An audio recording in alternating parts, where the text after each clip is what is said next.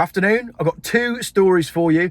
Whilst I sit outside a trampoline park at junction 2 of the M5, which is Sandwell. I don't really enjoy coming to, I don't think anybody enjoys coming to Sandwell, but my lad says this is the best, they've had the best trampolines here, like with the most bounce. And funnily enough, on the way in to Sandwell, which is not a very desirable area, just seen the most expensive number plate I've ever seen in my life. Here you go. That. Post a valuation in the comments for me. Let me know how much you think that plate might be worth. And if anyone could explain what these two cars are doing in Sandwell, I'm all out. Right, ULEZ could be scrapped and motorists refunded millions. And then I want to do this one, which is interesting, from the Daily Post that I saw. This is about the media being banned from a council meeting about an unusable HGV depot that the council have spent a fortune on. It's quite a funny story, and it hasn't had much take up. So someone sent it to me and said, Geoff, can you get this story out there? So I will. Let's do this one first. This is ULEZ. I've been hearing whisperings for some time now about the fact that ULEZ is about to fall completely on its arse. There's some interesting technicalities coming up, and if the ULEZ does turn out to be fraudulent, it will break Transport for London. That is big news. It will bankrupt them. If Transport for London have to refund everything that they've done with the low emission zone, they'll be done for. So this is the big deal. ULEZ could be scrapped and motorists refunded. A scaffolder who won a legal case is going for the ULEZ jugular. And good on you. And if you're watching, do get in touch.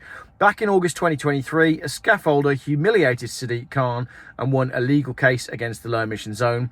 Hungry for more victory, it seems Noel Wilcox is going for the ULEZ jugular after GB News reports seeing legal documents. According to the legal papers seen by GB News, thousands of motorists who pay to drive their vehicles in the zone may be refunded.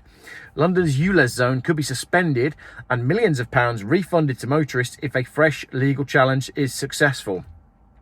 I'm making this video now because I knew that this was going on some time ago, but it wasn't in the public domain.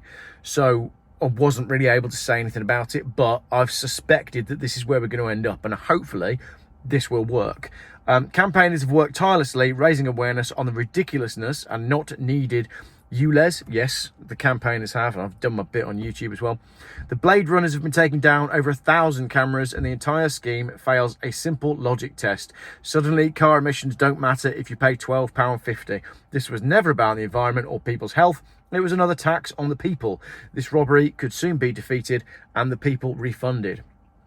Former Conservative Mayor of London candidate Susan Hall told GB News, if Noel's claim is successful, it will be a fantastic victory for him after years of fighting for what is rightfully his. All those £12.50s that Sadiq Khan, the nasty little man, has taken from him.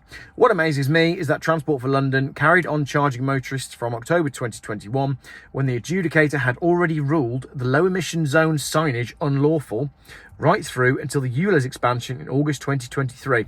So in 2021, it was decided that just having a sign up that says ULEZ zone doesn't give enough information for the driver for them to warrant charging them any money. So the case was thrown out on that. So based on what I'm reading there, if I'm understanding that correctly, they should not have charged anyone any money between October 2021 and August 2023.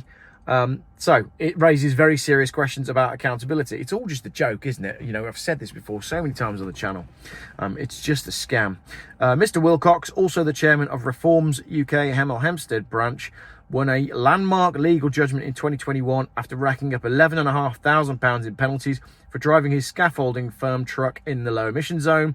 The adjudicator at the appeal ruled in his favour, saying the scheme did not provide adequate information. As I said, if the sign just says ULEZ zone or LEZ zone, you've no idea. No idea. There's so many people on the Facebook groups as well who've been caught out. I remember the one, I spoke about this before, there was a motorhome, and their motorhome was an American one.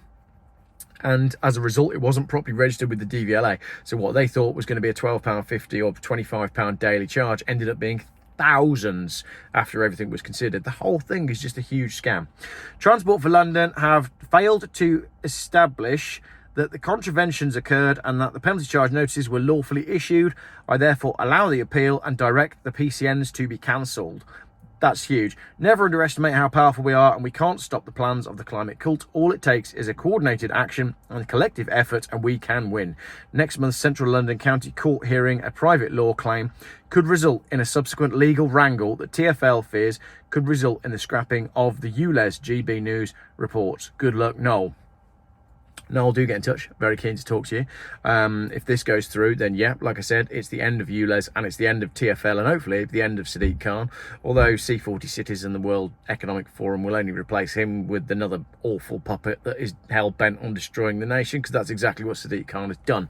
Nobody can point to a single thing that he's done that has been good or for the benefit of Londoners, and yet they gave him a knighthood. That's everything you need to know about what the world is doing at the moment. Let's move on to this story. This is really interesting, actually. Banning the media from unusable HGV depot meeting, a scandalous cover-up, Tory MS claims. The purpose-built depot on Mockdray can't house trucks, but taxpayers are on the hook for a £240,000 lease until 2031. This is wild. So basically, this is in Conwy, in Wales. I'll try and skip through it for you, but we don't need to read the article. And I'll see if I can give you some details, because there is a meeting that you can possibly attend. What's happened is the council entered a contract in May 2016 to use this giant shed to store all their HGVs, right? So they entered the contract in 2016. They've spent a £2 million so far in 9 years, but they're now locked in a legal battle with the company because the building isn't appropriate for storing HGVs. So this is how much the council don't care about how they spend your money. That's £240,000 a year for buildings that can't be used.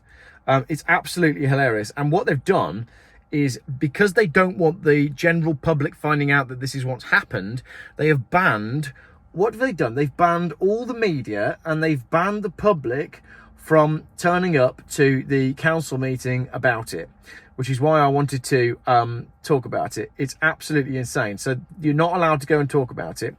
Where's the bit where it said that? It's quite a long article. This has been going on for a while, though. The reasons for the exclusion are given as information relating to business affairs. So they have excluded the public and the press. It's on Monday, September the 1st at the council's Coed Pella HQ, if you want to go there. But the committee is scheduled to exclude the public and the press. So you're not allowed to go, and the press are not allowed to go either. The reasons are information relating to business affairs and the potential for it affecting ongoing legal proceedings. So essentially, the council are spending an absolute fortune of your money, my money, our money, everybody's money, taxpayer money, on a contract that is not being provided, and then when they're caught out wasting all this money, they're trying to block the information from getting out at all. So make sure you share that one, and let me know what you think of everything in today's videos. I've got a new watch strap.